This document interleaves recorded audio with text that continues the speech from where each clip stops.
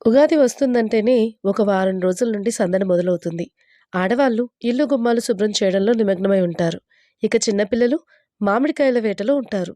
మరి లక్ష్మణరావు కుటుంబం ఎలా ఉగాది జరుపుకున్నారో ఈ కథలో చూసేద్దామా? ఏమండోయ్!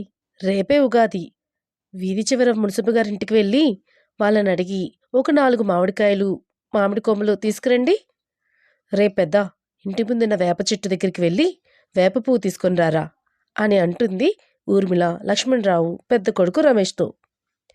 ఈ చిన్నోడు ఎక్కడికి వెళ్ళిపోయాడు? అదిగో స్కూల్ నుంచి ఇంటికి రాగానే వీధిలోకి పరిగెడతాడు ఆడడానికి. రే చిన్నోడా ఇలా రా.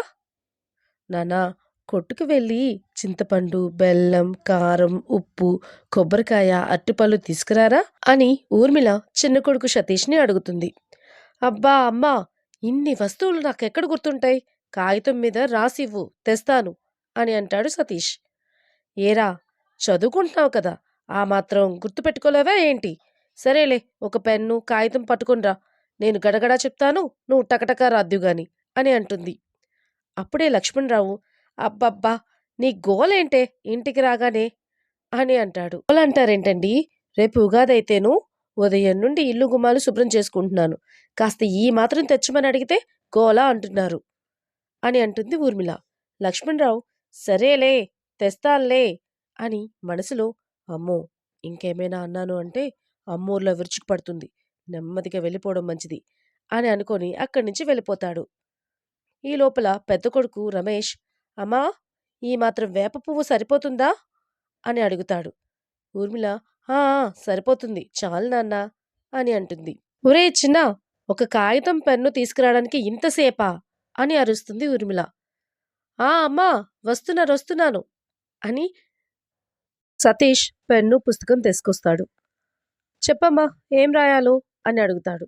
ఊర్మిళ చింతపండు, కొబ్బరికాయ, అరటిపళ్ళు అని లిస్టు చెప్తుంది. సతీష్, అమ్మా, అన్నీ ఒకేసారి చెప్పు, మళ్ళీ కొట్టుకెళ్ళి వచ్చిన తర్వాత ఇది మర్చిపోయాను అది మర్చిపోయానని అనొద్దు అని అంటాడు. అప్పుడు ఊర్మిళ, అన్నీ చెప్పేశాన్రా, ఏది ఒకసారి నన్ను చూసుకొని అని లిస్టు తీసుకుంటుంది.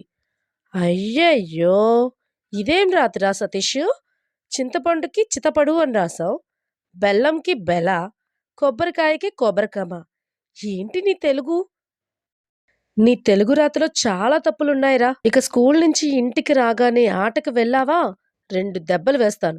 చక్కగా ఇంటి దగ్గర కూర్చొని తెలుగు పదాలు ఎలా రాయాలో నేర్చుకో.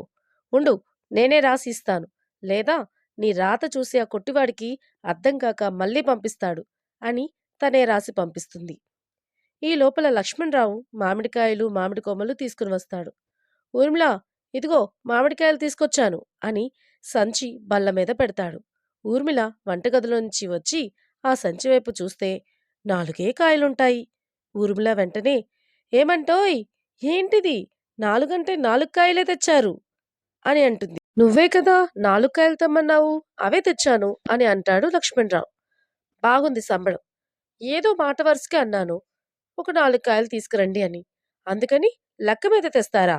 ఓ 10, 20 మామిడికాయలు తెస్తే పచ్చడికి ఒక 2 కాయలు, మామిడికాయ పప్పులోకి ఒక 2 కాయలు, ఇంకొక 5 కాయలు ఉప్పు వేసి ఊరబెట్టుకొని ఒక 10 కాయలు మక్క పెట్టుకుందామనుకుంటే మీరేంటండి ఇలా చేశారు అని అంటుంది.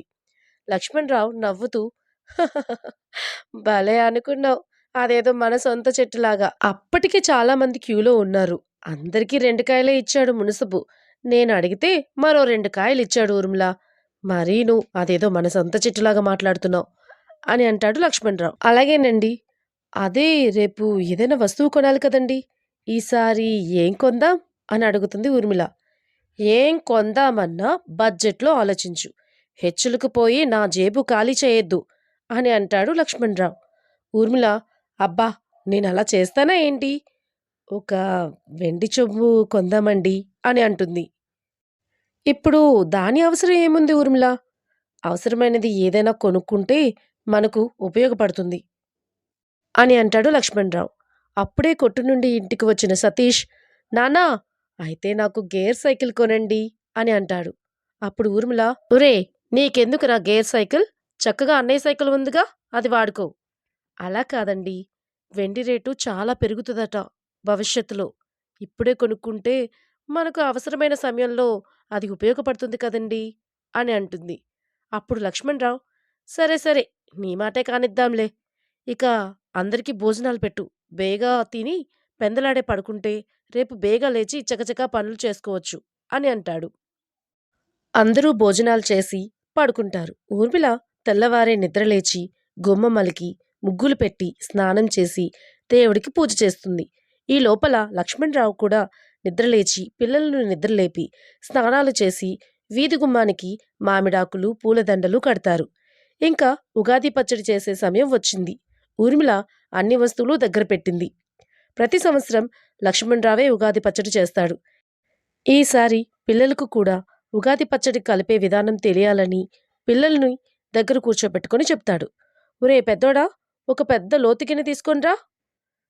చిన్నోడా, ఈ కట్ చేసిన మామిడికాయ ముక్కలు, అదిగో ఆ చింతపండు రసం, బెల్లం, వేప పువ్వు, ఉప్పు, కారం అన్నీ కలుపు అని అంటాడు లక్ష్మణరావు. అప్పుడు చిన్నవాడు, నాన్నా, ఇవన్నీ ఎందుకు కలుపుతారు? అసలు ఇలా కలుపుకొని ఎందుకు తినాలి అని అడుగుతాడు. అప్పుడు లక్ష్మణరావు, బాగా అడిగేవరా చిన్న. ఉగాది అంటే తెలుగు ప్రజలకు ఈరోజే కొత్త సంవత్సరం ప్రారంభమవుతుందన్నమాట. అంటే బ్రహ్మదేవుడు ఈ రోజునే సృష్టిని ప్రారంభించాడని, ఇది ఇది వసంత ఋతువు కాబట్టి ప్రకృతి కొత్తగా చిగురుస్తుందని, కాలగణనం మొదలైందని నమ్మకం. ఇక ఉగాది పచ్చడి అంటావా, ఇది షడ్రుచుల సమ్మేళనం. అంటే 6 రుచులు కలిపి ఈ పచ్చడి చేస్తారు. నాన్నా, ఎందుకు 6 రుచులు కలుపుతారు అని అడుగుతాడు పెద్దవాడు.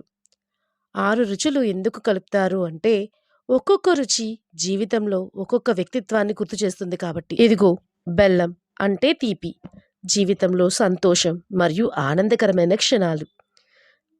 పచ్చిమిర్చి, కారం, ఈ కారం కోపానికి, అసహనానికి సంకేతం. చింతపండు అంటే పులుపు, జీవితంలో ఎదురయ్యే సవాళ్ళు, నిర్ణయాలకు సంకేతం. ఇదిగో వేప పువ్వు, ఇది చేదు కదా, మన జీవితంలో కష్టాలు, చేదు అనుభవాలకు సంకేతం. ఇది ఉప్పు, జీవితాన్ని అన్నిటికీ తట్టుకుంటూ సమతుల్యంగా ఉంచుకోవడం. ఇక ఈ మామిడికాయ వగరు, కొత్త సవాళ్ళను ఎదుర్కోవడం, ఆశ్చర్యకరమైన పరిస్థితులకి ఎదురవ్వడం. ఇలా మన జీవితంలో సంతోషం, బాధ, కోపం, భయం, ఆశ్చర్యం వంటి వివిధ లక్షణాలను సమానంగా తీసుకోవాలనే సందేశాన్ని ఇస్తుంది. అందుకని ఈ పచ్చడిని చేసుకొని తింటారు. అలాగే నలుగురికి కూడా పంచుతారు. అప్పుడు వంటగదిలో నుంచి ఊర్మిళ, ఏమండోయ్, ఉగాది పచ్చడి చేసేసారా? నేను ఇక టిఫిన్ చేసేసా అని అంటుంది. లక్ష్మణరావు, ఆ ఆ, పిల్లల చేత కల్పిస్తున్నాను ఊర్మిళ, దేవుడికి పెట్టి నిన్ను పిలుస్తానులే అని అంటాడు.